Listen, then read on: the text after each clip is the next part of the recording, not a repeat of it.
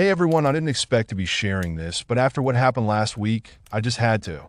I'm Audrey, a 25-year-old woman who was forced to take matters into my own hands when circumstances called for it. Stick around because you won't want to miss this story. Don't forget to like and subscribe for more inspiring stories. For context, my mom is one of the kindest people you'll ever meet. She used to have a great job, but unfortunately, she had to quit due to cancer treatment. Even though she's in remission now, she needed to find work quickly to help with the bills, so she got a job as a waitress at a local cafe.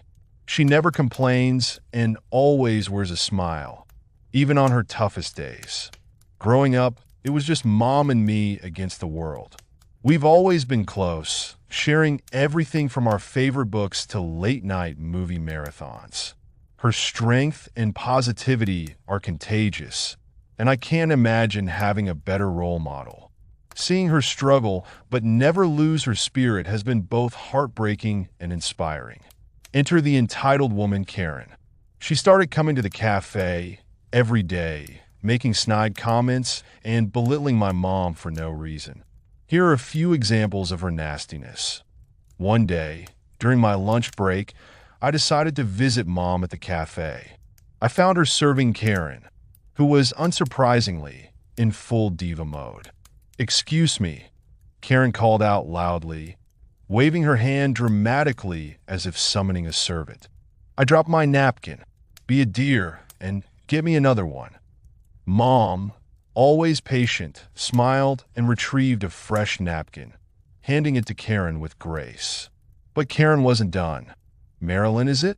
Karen eyed my mom's name tag on her uniform. "Next time, try not to be so slow."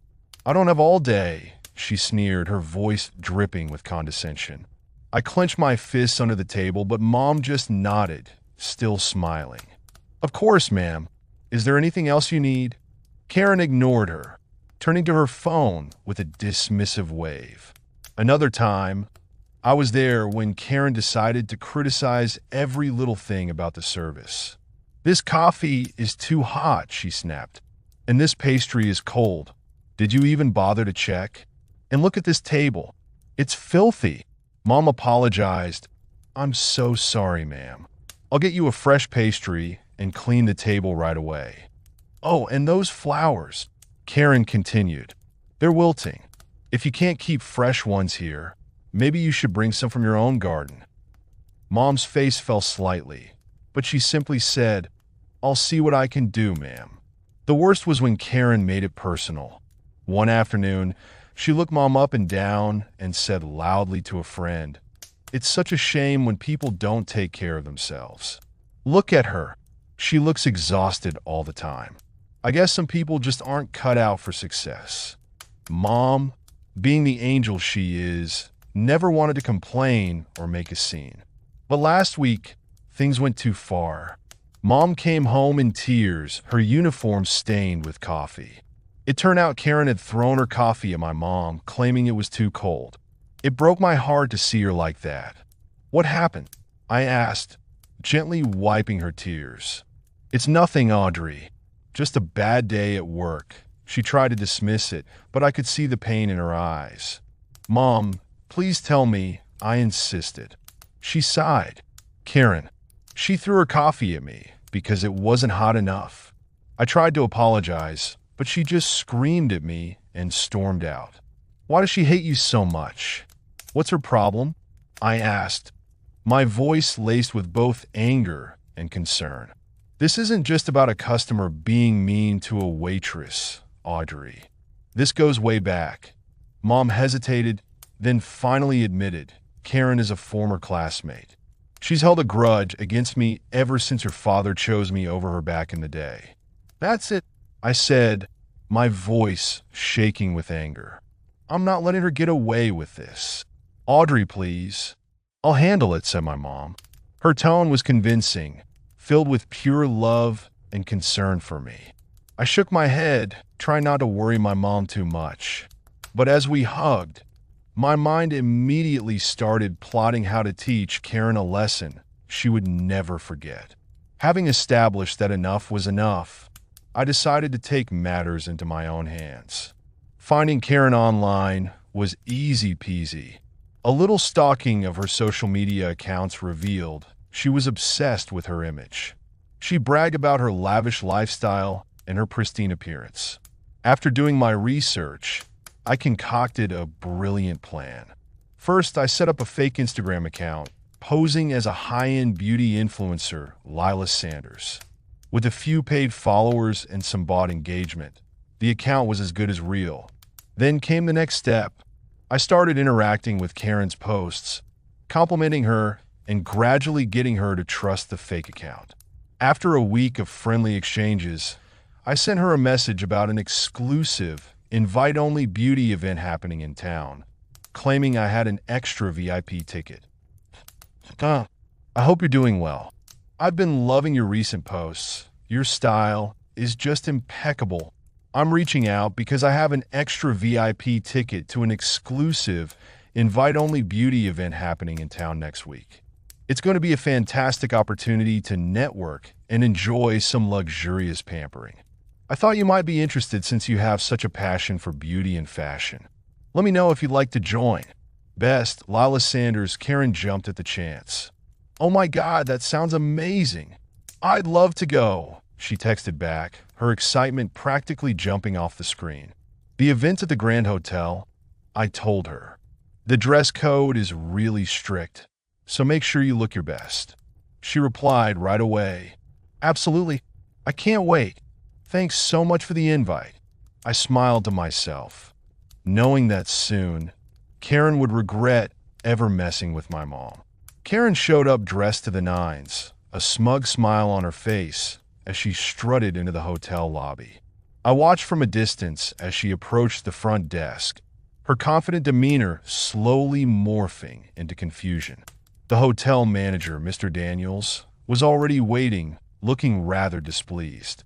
I had called ahead, pretending to be Karen, and canceled her actual reservation for a spa day she had planned, explaining she was very ill and couldn't make it. What do you mean my reservation is canceled? Karen's voice rose, attracting the attention of nearby guests. I didn't cancel anything. Mr. Daniels shook his head. I'm sorry, ma'am, but the reservation was canceled by someone claiming to be you. We've already charged the cancellation fee and other costs. Karen's face turned bright red as she tried to explain herself. This is ridiculous. I demand a refund. I'm afraid that's not possible, Mr. Daniels said firmly. We had everything ready for your visit, and now it's too late to rebook. Flustered and embarrassed, Karen had no choice but to pay up, drawing curious and judgmental looks from the other guests. I could see her eyes darting around, trying to avoid the stares as she fumbled for her credit card. I couldn't help but smile to myself. But I wasn't done yet. Remember the fake beauty event? I had arranged for a delivery of cheap, sticky, glittery beauty products to be sent to Karen's address, all packed in what looked like high-end packaging. As I watched Karen leave the hotel, I imagined the scene unfolding at her home. When Karen finally got home, she found the delivery waiting for her. Excited, she opened the packages, only to have glitter and sticky goo explode all over her expensive outfit and pristine living room. What the? She screamed, frantically trying to brush off the glitter that stuck to everything it touched. The mess was nearly impossible to clean up, and I knew it would take days to fully get rid of. Karen's social media posts took a nosedive as she frantically tried to salvage her image. Her once perfect photos now showed a frazzled woman desperately trying to maintain her facade. She even had to take a break from her daily cafe visits, much to my mom's relief. But the final blow came when I decided to confront Karen directly. I walked into the cafe during one of her usual visits and calmly approached her table. Karen, I began, my voice steady. I know exactly who you are and what you've been doing. You think humiliating my mom makes you superior, but it only reveals your insecurities and bitterness. My mom survived cancer and continues to work hard every day while you cling to petty grudges from high school. It's time to grow up and move on because your actions are pathetic and you're only embarrassing yourself. Karen's face turned beet red, and she was completely speechless. The other customers in the cafe, who had overheard our conversation, stared at her in silent judgment. She quickly gathered her things and left, her head bowed in shame. I haven't seen her in the cafe since. When my mom found out what I had done, she wasn't exactly thrilled about the deceit. Audrey, I appreciate you standing up for me, but was all that really necessary? She asked, a blend of concern and amusement in her voice. Mom, you've always been there for me, making endless sacrifices to ensure my happiness. This was nothing compared to what you've done for me, I replied, squeezing her hand. She sighed, but couldn't help smiling a little. Justice in the most glittery, sticky way possible, huh? Exactly, I grinned. Karen needed a taste of her own medicine. So Karen, if you happen to see this, I hope you reconsider before lashing out at someone who only wants to brighten your day. And Mom, you truly are the strongest person I know.